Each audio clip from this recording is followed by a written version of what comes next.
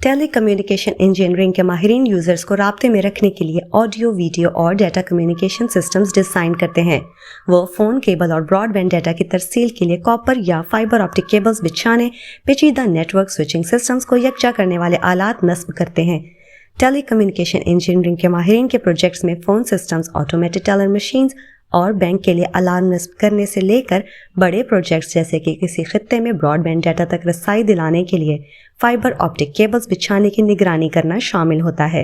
वो telecom system से मुतालिक तमाम तर मसाइल का पता लगाकर उन्हें हल करते हैं, हार्डवेयर और सॉफ्टवेयर दोनों को इंस्टॉल करते हैं, और वो जिन सिस्टम्स को बरकरार रखते हैं उनके दस्तावेजात भी तैयार करते हैं। इस शोबे में टेलीकम्युनिकेशन सिस्टम की सिक्योरिटी बहुत अहम होती है।